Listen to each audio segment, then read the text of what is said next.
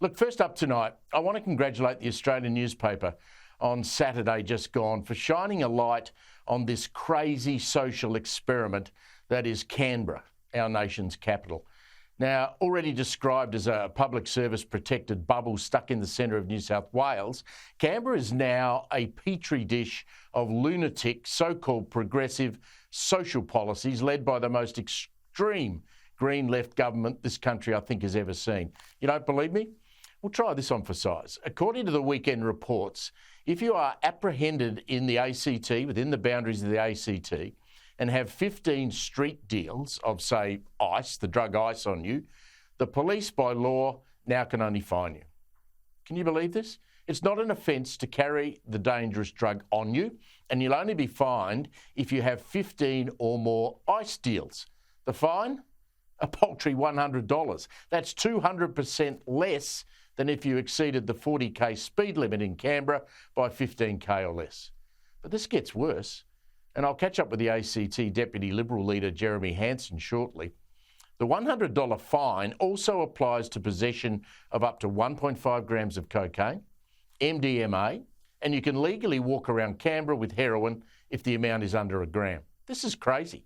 And there's more to this crazy drug utopia in Canberra than you would understand. Under the new laws passed last year, instead of paying the fine, you have the option of going to a one-off, 1 hour education session with Canberra Health. This is incredible. 1 hour. And guess what? You don't actually have to physically turn up. You could do the session via telehealth. So I'm wandering around Civic, say, in a drug-addled ice session, and I have 20 street deals of ice or MDMA, or maybe I've got some heroin in my back pocket, and the police can't arrest me for being a drug user. Now, this radical remaking of the national capital's attitude to what are still illegal drugs in all other jurisdictions, I think it's just crazy dumb. And what does the ACT Chief Minister Andrew Barr think is going to happen here? Well, I'll let him in on a little secret. His protected enclave of well-paid public servants, university professors and students, and home to politicians every few weeks, it's going to become a drug-addled druggie central. Canberra's only an island. By lines drawn on a map, remember, drug dealers are going to have an absolute picnic. And how about the non-drug using Canberrans, which is most of the population, you'd think? How would you feel about driving on the streets of Canberra given the government there, the local government there, encouragement of drug use? And you have to feel for the poor old federal police. They may as well give up on any search and seizure of drugs. It's just not worth the effort. Or what about the poor nurses and doctors operating in Canberra's ER department?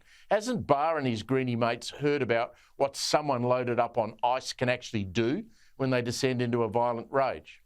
Good luck with all of that.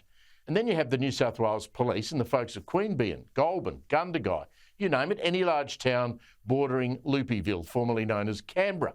Young folk will descend, and this, I've had daughters who've lived in Canberra and studied there.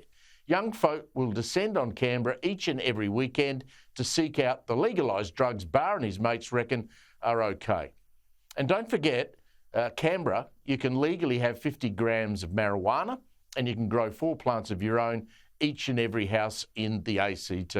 Now, as the Federal Opposition Legal Affairs spokeswoman Michaelia Cash pointed out in The Australian on Saturday, you pay more in fines for parking across lines in a shopping centre car park than being caught carrying ice. And just so you realise the extent to which this dystopian green left Labor craziness has gone, fireplaces, yes, you heard right, fireplaces will be made illegal by 2045, petrol cars by 2035, and you're banned from installing gas in any house or business. Now, look, Canberra was always a bad idea. Isolating politicians in the middle of an existing state in a former sheep paddock in a purpose-built national capital was always going to create an out-of-touch bubble of well-paid, government-guaranteed employees completely out of touch with reality. But no one, me included, thought it would end up a Druggies haven for greenie lunatics.